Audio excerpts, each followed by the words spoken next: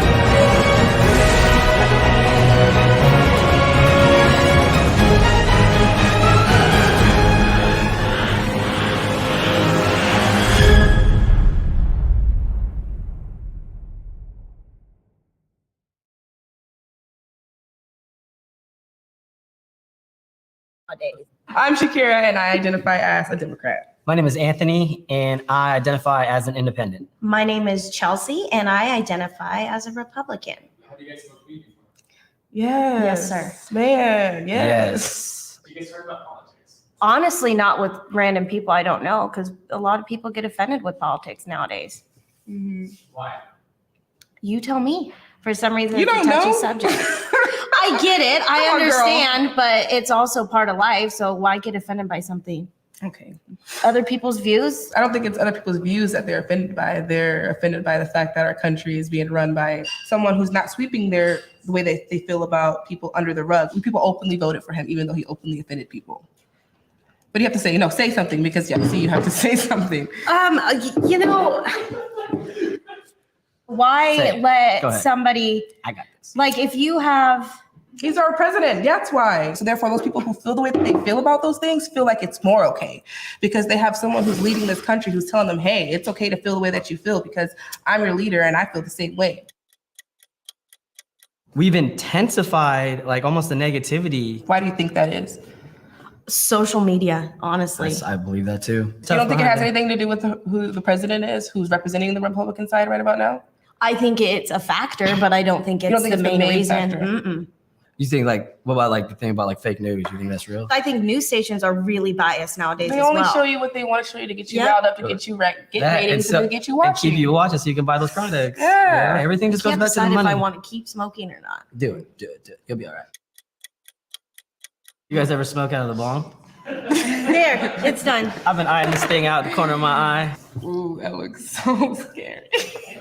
I'm on Holy puke. fuck. Holy shit. Holy fuck. That's crazy. Yeah. Now let's talk some politics. How do you guys feel about Jeff Sessions? Yo, a little gremlin, man. I'm About tired what? of Jeff What did you say? Sessions. Jeff Sessions, little Gollum looking motherfucker, man. The one thing that we all got to agree on is like we still all are Americans. You know? I think that's what Trump brings back. and see, is I, we and all are Americans. I think he's bringing it back to white America. Do you guys think Trump's presidency is escalating racism in the US? Yeah, Yeah, 100%. I think so for sure. Yes, of course. I was a poor Mexican growing up. You know, I mean, I've heard the go back to your country once, and I was just like, dude, That's terrible. it's like, come on. But for me, I was like, honestly, don't let it like affect me. Like, and I mean, I'm not black, so it's definitely different. The first time, like for me at least, I go to the store and because I'm not dressed a certain way, the woman calls security on me. I'm like, damn, so I am black. I really realized I was black that day. And it's like, But I think some of these stigmas you guys have you place upon yourselves. like what? Give me an example. Like, you can move on from that. Like, when I was 2 years old, I'd shit my pants. My mom told me, She wanted to say, you niggas be stealing. That's why your racial profile. I just got done talking to some people. I'm talking to some security guards. Okay? Black security guards. And they racial profile. We have brought that upon ourselves for this racial me not to. I stopped. So, So you're I don't know why. comparing the oppression of black See, people this to is shitting what- your pants. No. We can't shit our pants and then get over it tomorrow when we are still getting shit on. You know what I mean? Like, hold on, give me one moment. Sorry, I lost track. Just, I'm high, y'all. I hate when people blame things on weed. That's why if you blame things like, hey man, I forgot because I smoke weed, I'm not fucking with you. With that black girl, no offense, I'm not trying to be racist, but I couldn't fuck with her. Because you cannot just sit up here and just downgrade her. And she didn't even trash your race. Like, come on, bro. But y'all, today is about men versus women on today's show. That's what we're going to talk about today. What's up, ladies and gentlemen? Burn Live. Y'all, marijuana keeping y'all connected with the news and progress and things that's going on. Hashtagging these red eyes, changing the viewers' eye red, keeping underage smoking off social media, killing ourselves for your entertainment, sitting here having a cannabis session. What's up, everybody? This has been all over my news feeds for the last two or 3 days. There are a lot of people that made out a lot of videos. There's a bunch of videos.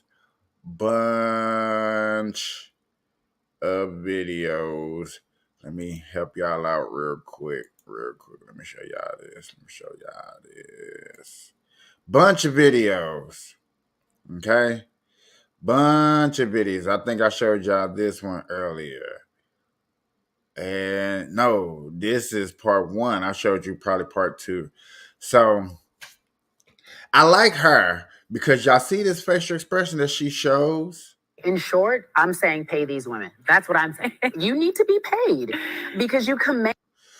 This girl down here at the bottom, y'all, makes some of the beautifulest expressions when she sees some of this men versus And the women. same respect, the game is just as good. And then they Lucian! No, it's not. It's really not. And then they Lucian! The guy ran at 50 yards. Get him.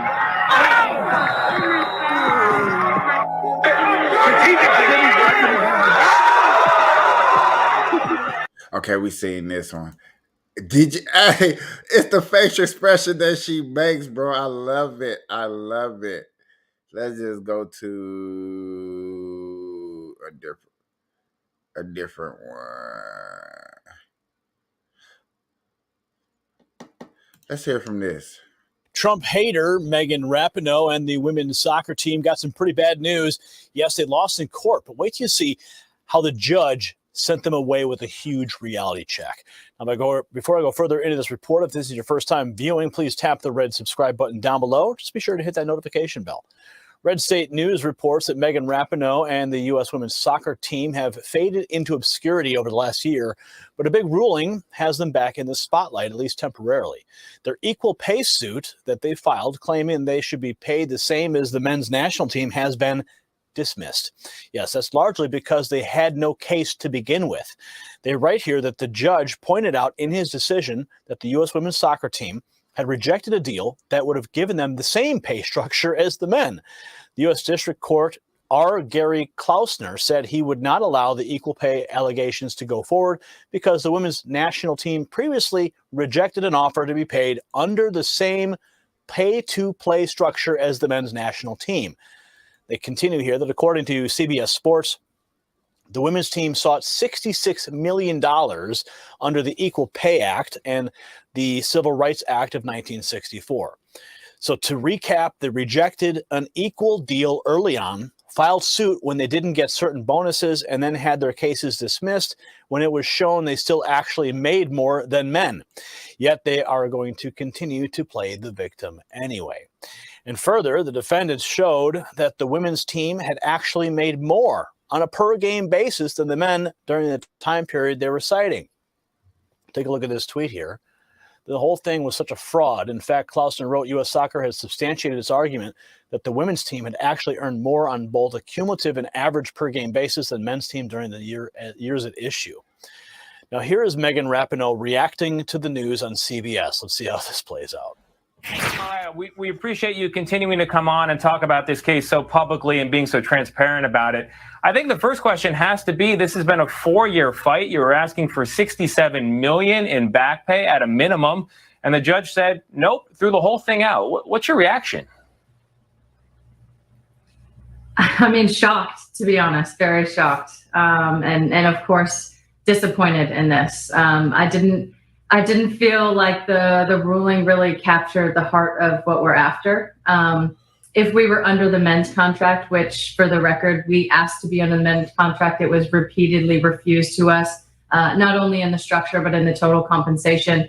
If we were under that contract, we would, earn at least 3 times higher than we have. The argument that we've earned more over the course of the time we're talking about then the men's team really misses the whole point.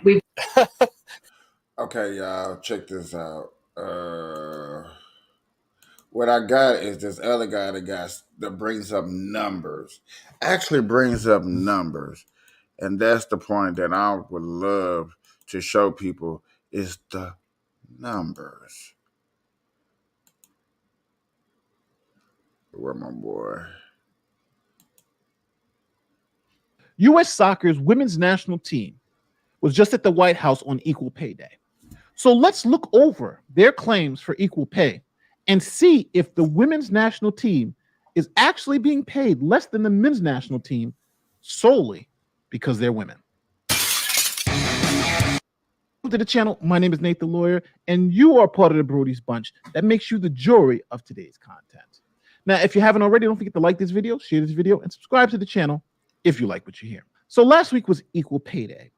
And as an example of unequal pay, Joe Biden brought the U.S. women's national soccer team to celebrate this occasion. But there's been a lot of confusion about the women's national team's claims. So I'm going to provide to you the facts of both their claims and their allegations that specifically they're being paid less than the men's team because they are women. Now, again, after the facts are laid out, it's going to be up to you to decide whether the women's national team is being paid less than the men's national team solely because they're women, or whether that's not true.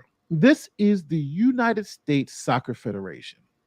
They negotiate contracts with the men's team and with the women's team separately. So first, let's start off with the men's team. Now, court documents reveal that the majority of men on the men's national team plays for another professional league, from MLS to the Premier League, and that these leagues take care of the men's employee benefits. These are things like health insurance, paid vacation, dental insurance, whatever. So the United States Soccer Federation doesn't have to cover any of these benefits for the men's team. Why? Because the men get those benefits from their professional clubs. That their pay structure is very different. And this has always been something that's hard to explain, because when we came in as players on the women's side, this goes back to my days of playing, we wanted a more guaranteed type of contract. We wanted the security of injury protection because we didn't have big, large contracts with our professional clubs like the men do and did. And so we needed that security. And so we had injury protection, maternity protection, severance pay. And so there were a lot of other assurances we had in there. And it's a very different setup for the women.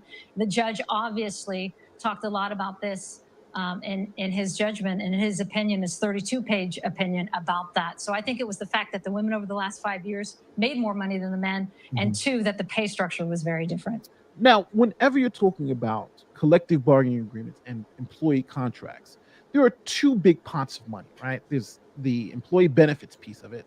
Those things cost money. It costs money for your health insurance. It costs money for dental insurance, right? All of these things cost money. And then you have salaries, right? How much you're getting paid in cash. But these two items have a cost to them. So for the women's national team, they get all of their employee benefits from U.S. Soccer, and they get salary. While the men's national team, they don't really need the employee benefits because they already get them. Why do they need health insurance again, since it's already covered by their clubs? So instead of the employee benefits, they take cash. Let's start with the men's deal. The men get paid on a pay-to-play schedule. So first thing we have to understand is that if the men don't play, they don't get paid. And this is a structure on how they get paid.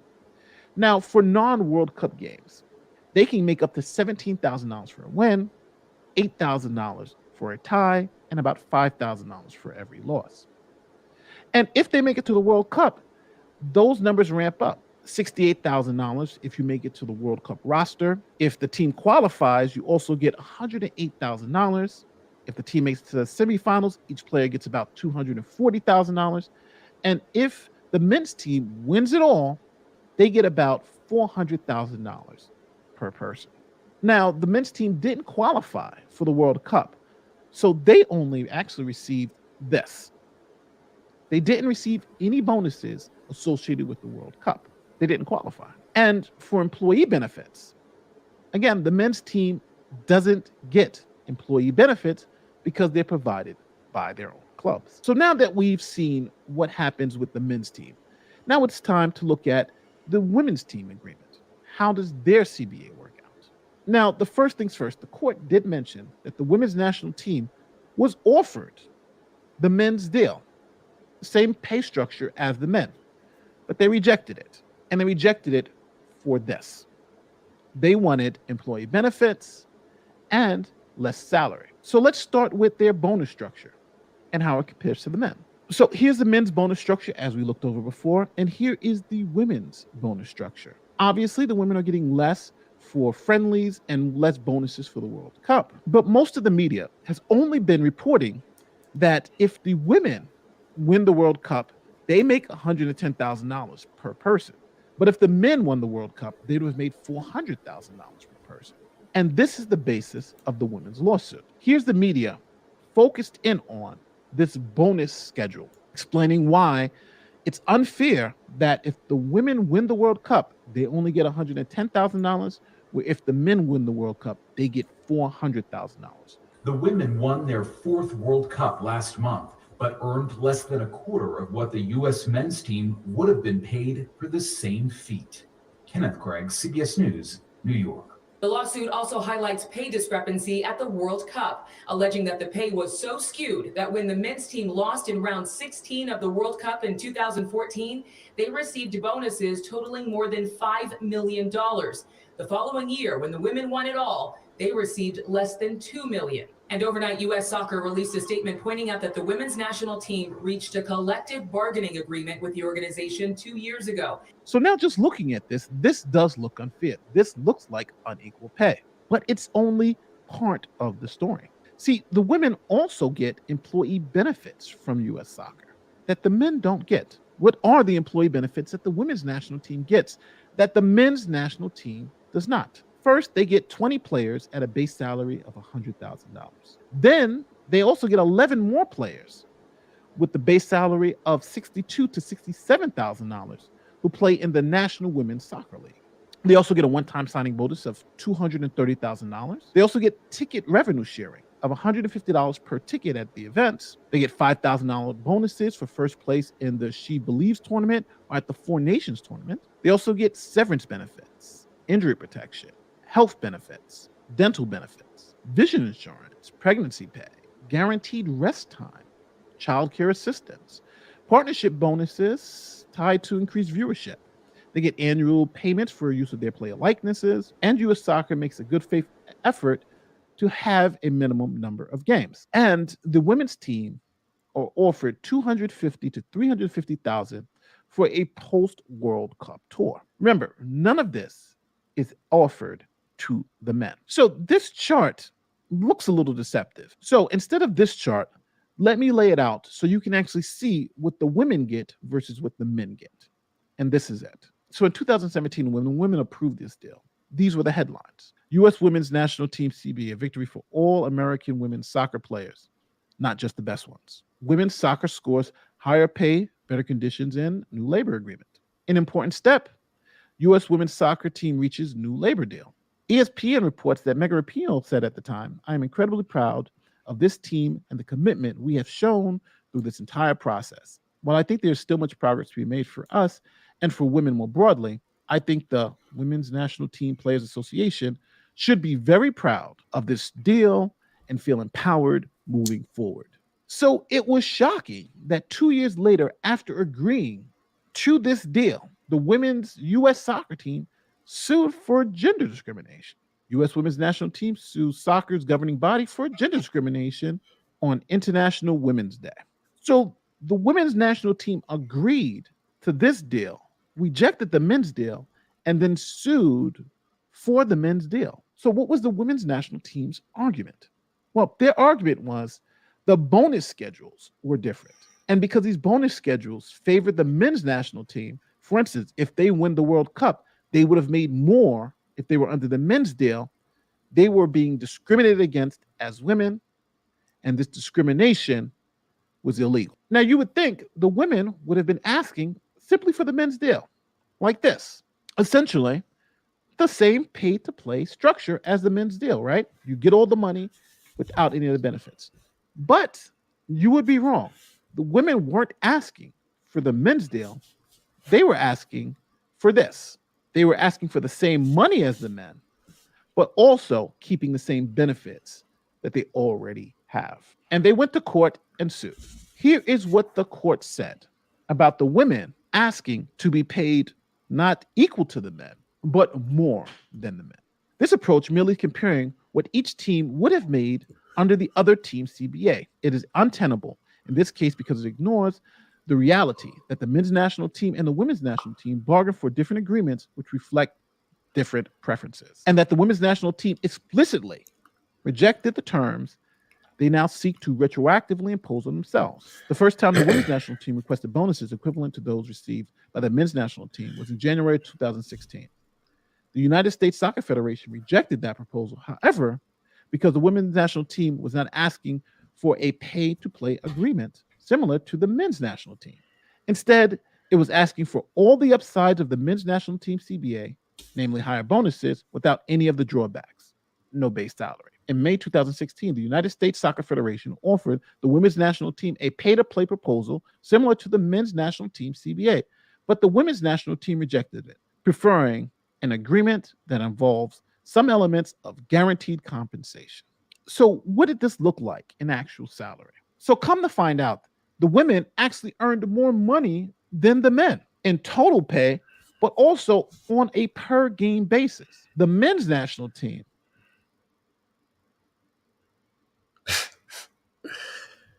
Facts. When y'all see facts, I wonder what be going through y'all mind. When y'all be like, okay, these the facts. This is what I see. This is what it looks like. Do people really be like, okay, is he bullshitting? They bullshitting? It's women's soccer going overboard. It's women basketball going overboard. It's women going overboard asking for these obscenities when they actually getting paid. And there's a lot of men, including myself, that are saying that women, y'all do get paid. Quit playing. That's all I be saying. Like, y'all get paid. It's like y'all want to sit up there and say that y'all don't get paid. And then a woman probably will watch this show, especially this show right here, and be like, I definitely get paid more than you. Okay. Case closed. It's still case closed, man. People really gotta realize the gratitude of money and how it's getting explained. We don't like it. Everybody don't like something. But in the same token, you can't not knock them from keep trying. You know what I'm saying? Once you fail, keep going. Because one day some judge, somebody's going to like, you know what, I'm tired of this here. Shut up. Get out my face.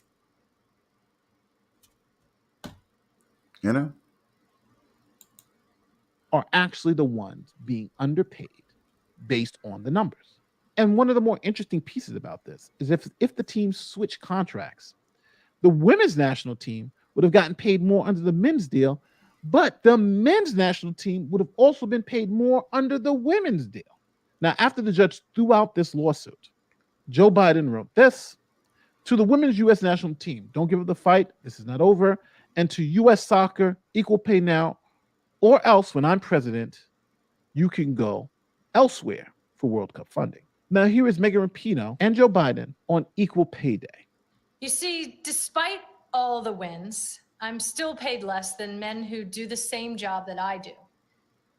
For each trophy, of which there are many, and for each win, for each tie, and for each time that we play, it's less. It doesn't matter if you're an electrician, an accountant, or part of the best damn soccer team in the world. The pay gap is real. And this team is living proof that you can be the very best at what you do and still have to fight for equal pay. Now, at the end of the day, we have to realize a couple of things. The women made more money than the men per game and overall. So if this is about one side being paid more based on gender, the women were paid more, right? The women were actually paid more. Two, the women were offered a similar deal to the men and rejected it. They said, we don't want that deal. That's not good for us for the reasons that you saw earlier. And then when the women realized that they would have made more money under the men's deal, they sued, saying discrimination. We want the men's deal. That would also open up U.S. soccer to being sued by the men, saying, well, we want the women's deal, right? They got paid more than us. And just so we're clear about what the women's national team was asking for in this lawsuit, they were not asking for equal pay. We want to be paid like the men. No, they weren't asking for that. They were asking to be paid more than the men. They were asking to keep all of their benefits, all of their severance, all of those perks that they get, and get paid what the men got paid. So this wasn't about equal pay. Now, as the women's national team continues, It wasn't about equal pay. It's not. It seems like it's never about equal pay. Women want to beat up on men. Women want to tell men what to do. Women want to just rule over us. It's the becoming of the women.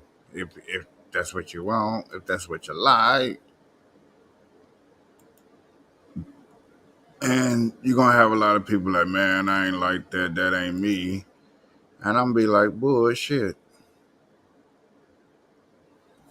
You can come and tell me something right now in my face, but when you see it for yourself, then what it Go, keep fighting. Till I say stop.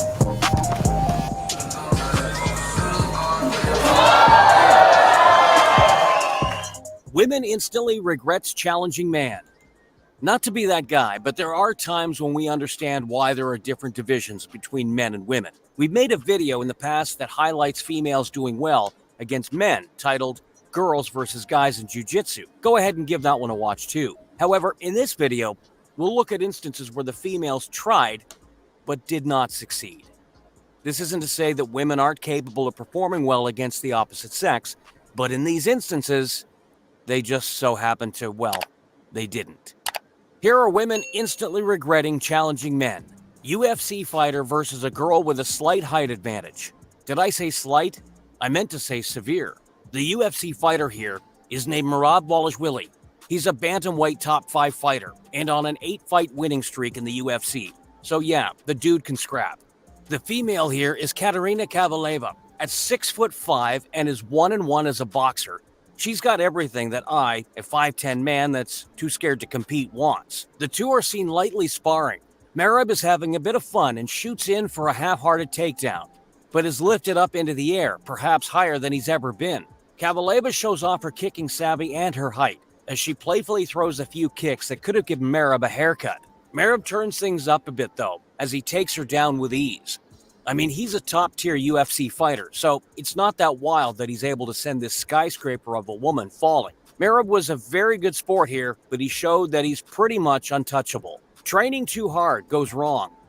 So the girl here is training like she's fighting. She's putting everything into her shots, which is A, not a good way to train, and B, leaves one susceptible to counter strikes. She eats a lead hook and a body shot, which puts her down on the mat.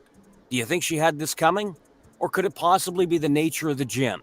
We can't know for sure, but she certainly looks dangerous. Mixed BJJ match is absolutely one-sided. We heard this match was delayed because the two competitors couldn't find their gis. Get it? Because they're camo? Whatever, you get it. So here we see the man sporting a blue belt going against a female adversary rocking a red belt. I'm not sure what a red belt is, but jiu-jitsu competitions often make someone wear a different belt, so it's easier to declare who gets points and who wins. The match starts, and this man's chivalry was also wearing camouflage, because it wasn't seen. Okay, no more camo jokes. The man picks up the woman and slams her to the mat and earns himself 2 points. Slams usually aren't allowed, but this competition has an ersatz feel to it, so whatever. He probably could have snuck in a weapon and been okay. The original clip cuts from the man fishing for mount to attacking an armbar, so it's safe to say that after a long and exhausting battle, he earned the position he was looking for. Or he just got it immediately after, whatever story you want to believe in. But yeah, our male competitor snatches that arm and begins to hyperextend it, forcing the tap. Mixed sparring shows levels to fighting. We love some good kickboxing rounds. Per the original video, the man is named Andre and the girl is Lena. I could have those backwards, but I'm going to roll with the man being named Andre for now.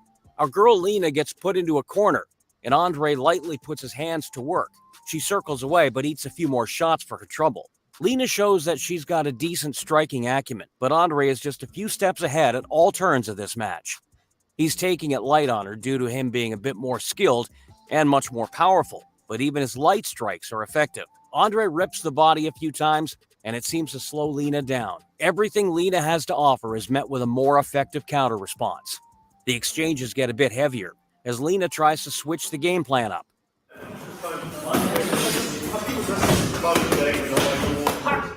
She's not having success going tit for tat with Andre, so she tries to swarm him with punches. Unfortunately for her, a few more body shots have her crumble back into a defensive position and makes her weary of attacking again. If you've ever been hit pinpoint in the liver, you know that even the lightest shot will have you wanting to hit the fetal position and take a nap. Lena is tough as heck though, and tries her best not to show she's hurt, but a poker face doesn't cover her body language. Ultimately, this was a great round of sparring.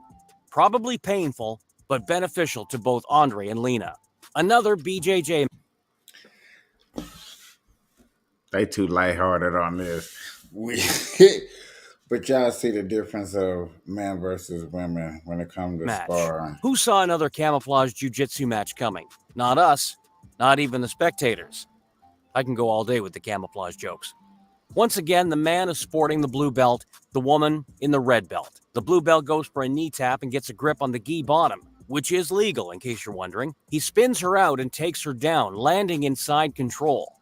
The woman tries to use his momentum to roll out of the bottom position, but she just gives up her back instead. She had the right idea, but without any grips or control. This was a pivotal blunder. As a huge jiu-jitsu fan and a one-stripe white belt, it's a bit irritating watching a lot of this match. The girl postures up a bit and the man just, lets her for some reason. He can easily put the hooks in, but he's electing not to do so.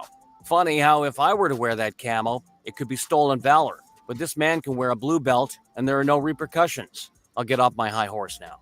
The girl breaks away from this position because he made it easy for her to do so. Remember where a couple of days ago I was talking about if the army hits us, if we are attacked by another country, other countries are seeing stuff like this. That's why I'm shaking my head like, can we stop this? Can we stop the mockery? Can we stop so other countries can quit laughing at us? Men versus women, when it comes to putting it on display, doesn't look good. But nobody cares. Nobody cares. I think people just want to see videos, but let's think about it. The man hits an outside trip and lands in mount position. He's grapevining her legs so that she can't get a solid base and escape.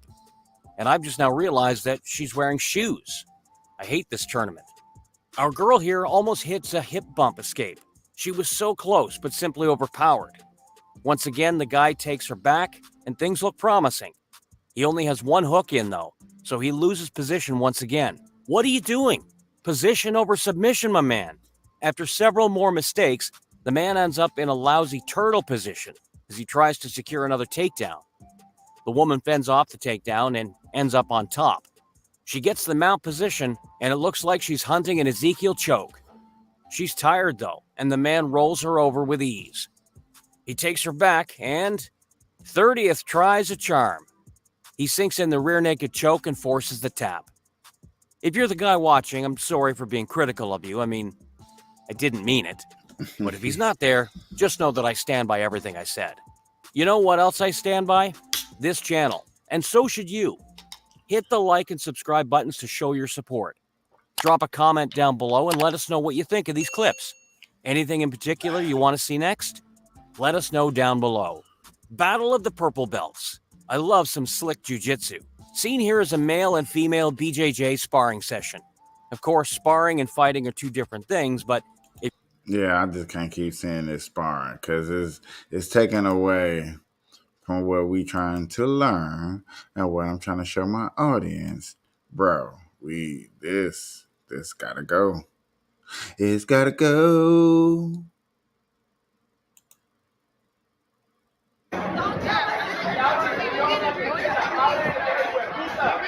Hey, stay tuned to see what happens next, man, because this gets wild. What's good, guys? It's JL here. I'm back again with another one, man. Countertop, and I'm like, look in the mirror. I'm like, Ollie, what's wrong with you? And I was like, oh, testosterone. Oh, shit. oh my God, I've got a man's amount of testosterone in me today. This is wild. Now she knows what it feels like, man. This world shall know pain.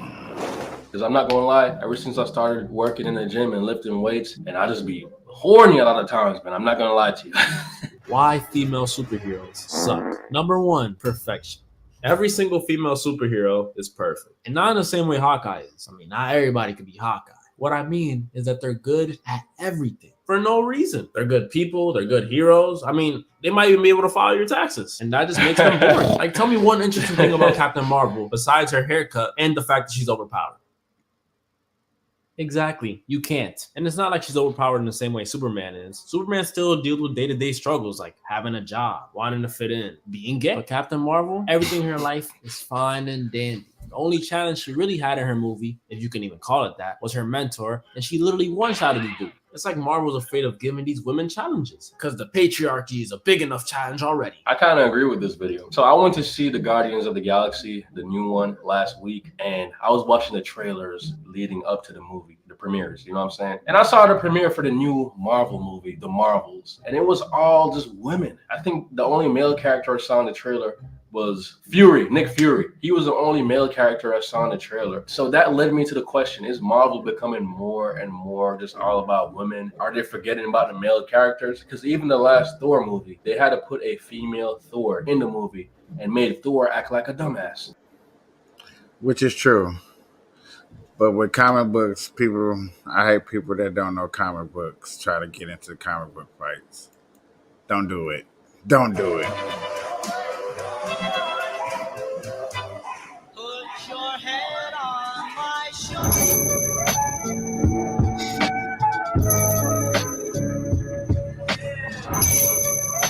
Man, this man took her down with a smile on his face. He literally used 1% of his strength. I do think it's a great idea for women to spar with men because that will prepare them for any woman. A lot of women nowadays don't know a man's true strength. When they are player wrestling with us, they think we're going all out. We will never go all out when we're playing with the girl.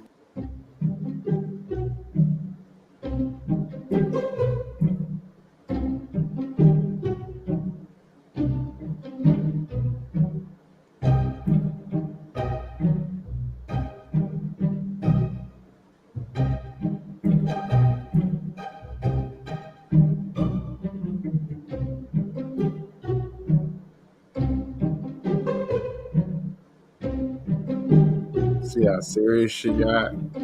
Listen, she was fighting like it was life or death. She's out here fighting for equality and feminism. But my guy clearly did not want to go all out on her. The confrontation that I've seen some women act with men can be very masculine. I've seen women be like, poke men in their heads, boss up on women. Are you looking at me? How like, you know, like act like men with men. And he is completely right. Women all of a sudden think that they can beat up men whenever they want. Come on!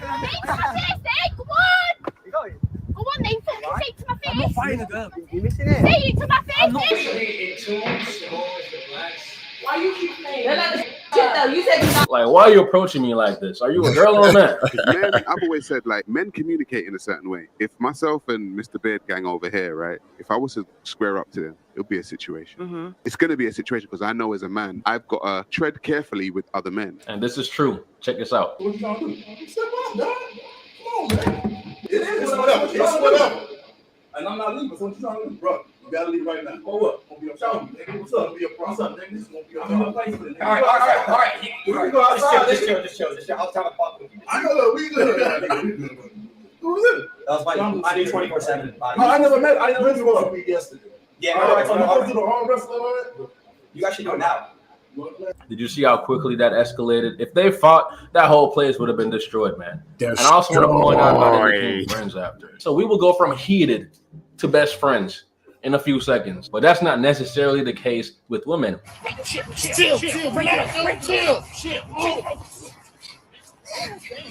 You show. All right, let you go. Truth. Good.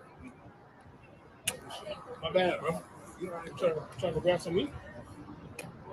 I ain't mean that. Listen, man, if you ever end up getting in a fight and getting some scratches on your face, big shout out to Hey, dude, it's making a lot of points up in here, bro. It's making a lot of points. I'm liking this. I'm liking this. It's making my job easy to show you guys. Just strolling down. Look at this one.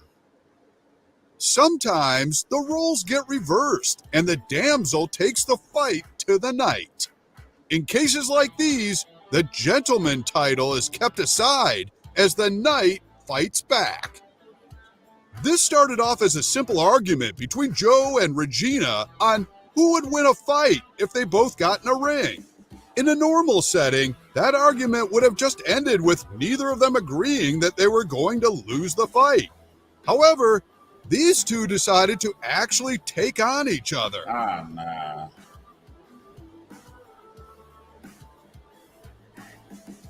Boo-boo.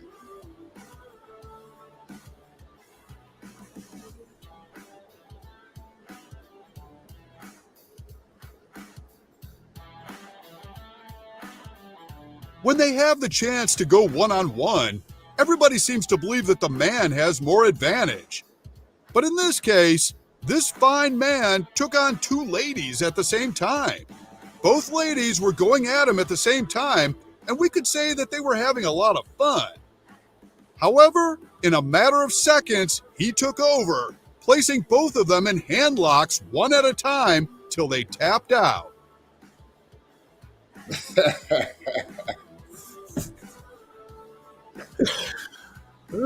We've seen full-grown men take on women and defeat them. However, nothing prepared you for this little boy right here. The little boy went up against this woman and proved that it's not by height or age. Just take a look at how he continued to tackle his opponent and counter her attacks till she tapped out and ended the fight.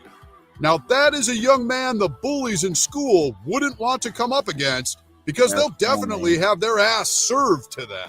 We all know that the military isn't a place where you get to use the lady card quite often.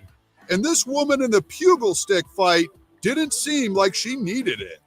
She stepped into the middle of the crows quite confidently as she took her stance. Unfortunately, all of that confidence was completely knocked out of her in the first round as her male opponent charged toward her. Ooh. Every time I see this one, I've seen this multiple times. It funnies me how the dude runs over like, man, get up off her. But y'all wanted this to happen. And yet again, this is the military. Especially when you see it in the military. It just unfortunately sickens me because we know that our military is getting weaker and weaker. Look at all them look, a bunch of dudes. And I think there's one girl right there. So there's one in the ring.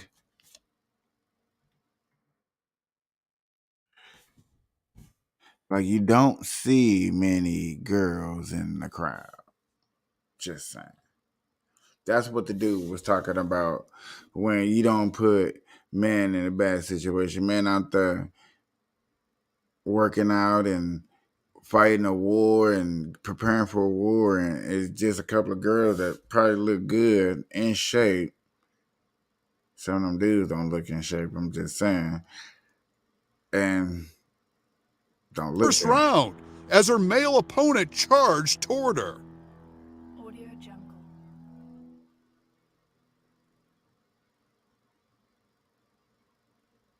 It sure takes a lot of confidence to challenge a boy to a fight on the beach. In this case, we can tell that she's not telling the story to anyone but her best friend. After standing her ground several times, the young boy made sure she had herself in the dust for all 3 rounds, till finally he was announced the winner.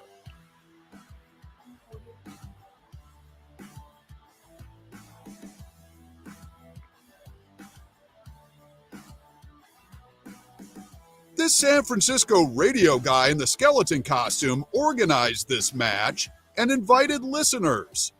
Apparently, the young man invited several women to a boxing ring to fight him for free concert tickets. Hell no. However, He also added that he was going to beat them all up. But I guess these women either loved a challenge or badly needed to be at that concert. Whatever the case may be, the young man did keep to his promise as he beat them up one after the other to his satisfaction. From headshots to body slams, he definitely didn't spare any one of them, even though he had already knocked them down. He headbutted her.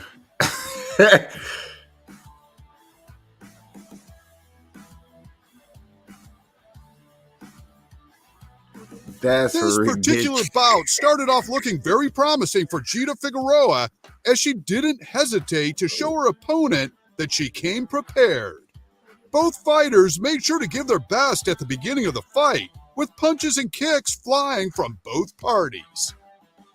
A left kick from Shane was quickly countered as Gita pushed him straight to the canvas. Okay. Both parties stayed down as they continued going at each other. Soon, both fighters were back to their feet, and Shane was striking even harder, leaving Gita defenseless. What followed was strike after strike and several body kicks until Gita couldn't take any more punches.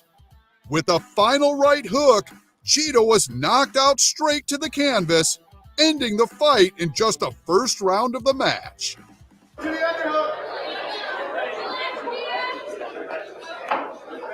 Circle out of that cage. Oh, and that is all over. Shane Mastrano with the big right hook to end this fight. Y'all want to keep going? I don't think people want to keep going. I don't think people want to keep going. This is just not cool. I'm sorry. I apologize. I probably won't do no more shows like this. This is probably brutal enough for people to see, like, okay, I get it. I get it, Michael. I get it. I get it. All right. I hope you guys do. Whew. That shit was funny. That was funny. And not funny. It was funny, but not funny at the same time, y'all. Because I don't think people be really understanding the concept of these videos that I be putting, like, or what's really be going on. Y'all just be really wanting to see them. It ain't like y'all want to see them. It's just, I look up things that go on. I be like, man, is these really the debates? And I do a little research on things. Just a little research. Especially if it's a main topic. Another main thing, let me see if it's still up here.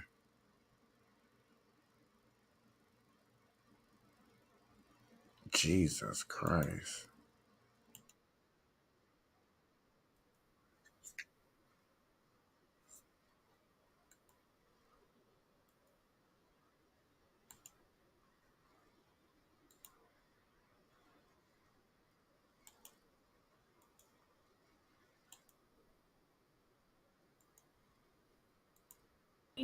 Pounding hail and a family uprooted. I heard a big boom, and then I heard my mom and my dad screaming. Both of them screaming. The damage left behind in southern Illinois. We begin tonight with more on those severe storms. It destroyed a family's home, uprooted trees, and left lots of people in the Metro East in the dark. Good evening. I'm Ann Allred. And I'm Mike Bush. One of the hardest hit areas is in West Granite City, and that's where Robert Townsend is live with the latest tonight. Robert.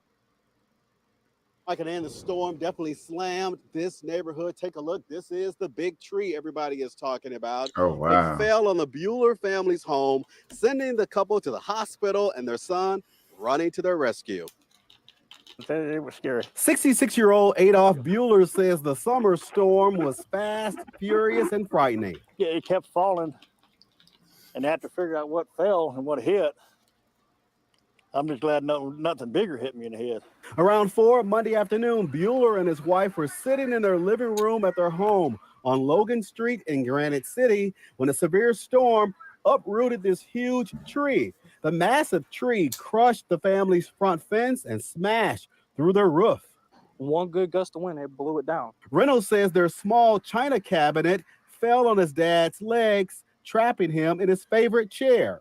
I heard a big boom, and then I heard my mom and my dad screaming. Dad suffered cuts on his hand and chest. His mom suffered scratches on her face. Paramedics rushed the couple to a hospital. It's still kind of hurting now. That's what scares me, is the pacemaker's still hurting. And What's more, while I was interviewing Trent and Reynolds about the scare of their lives, the concrete sidewalk we were standing on suddenly dropped.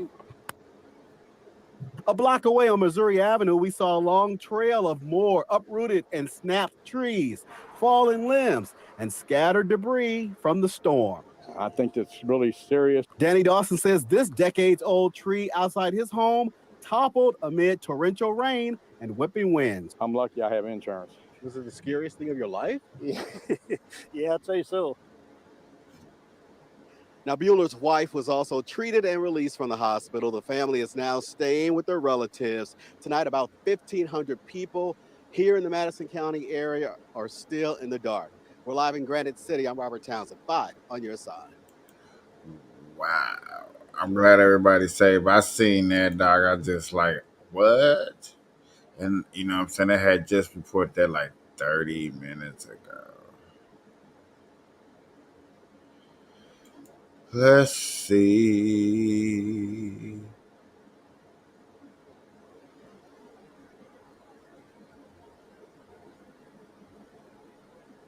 What is this? Metro police said a man died after a stray bullet fired more than 500 feet away killed him, happening in the Southwest Valley near Fort Apache and Sunset Saturday before 12 midnight. Authorities said the man was rushed to Sunrise Hospital but did not survive. This is an ongoing investigation. Oh, wow. It is a massive mess out. Metro police said a man died after a stray bullet fired more than 500 feet away killed.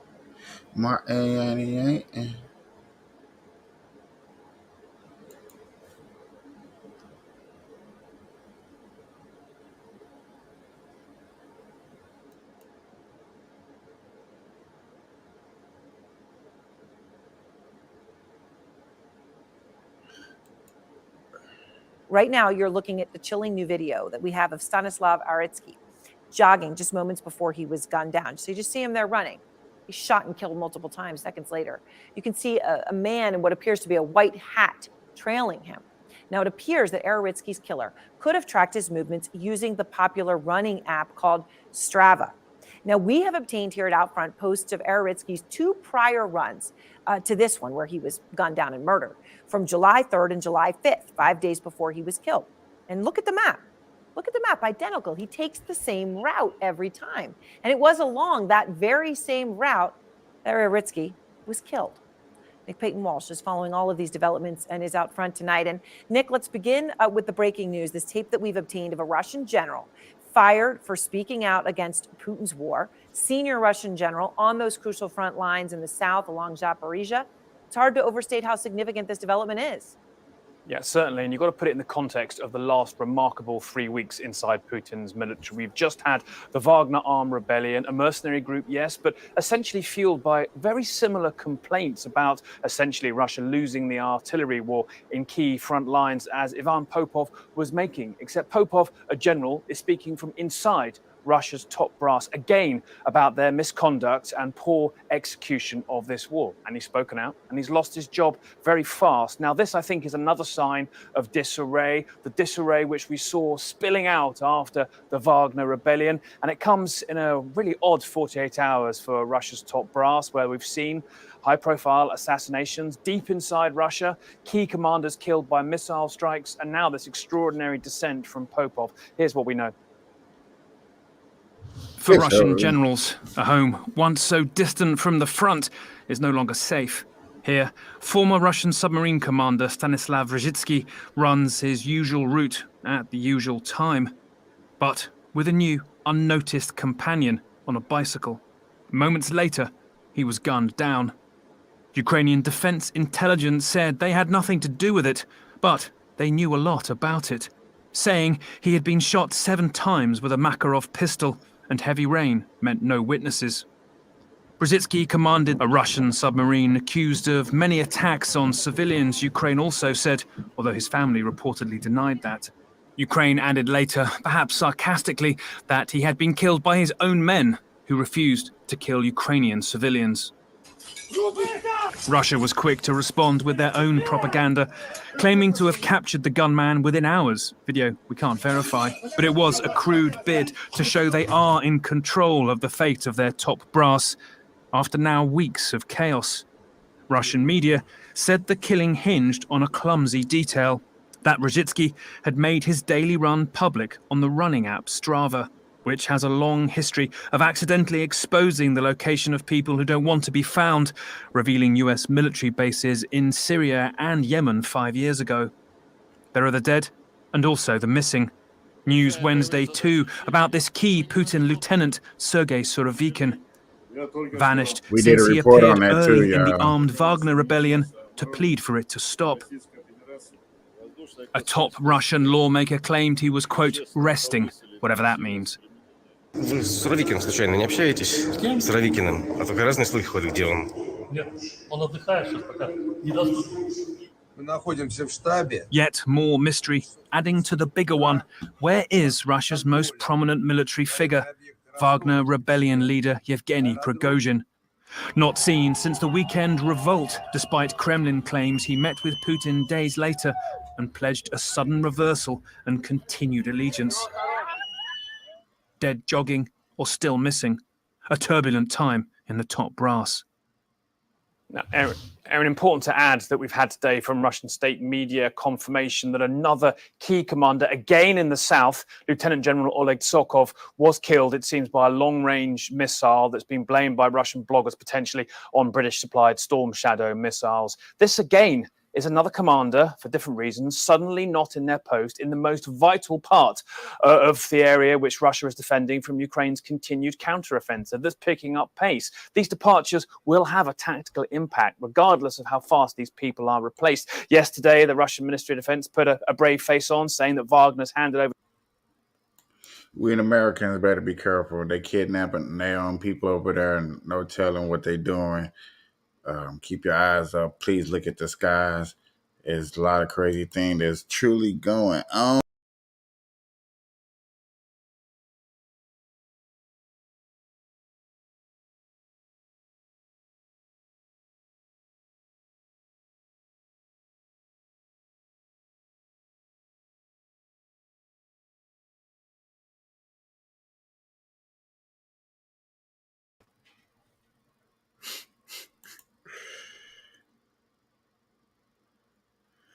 Yeah, have a good night.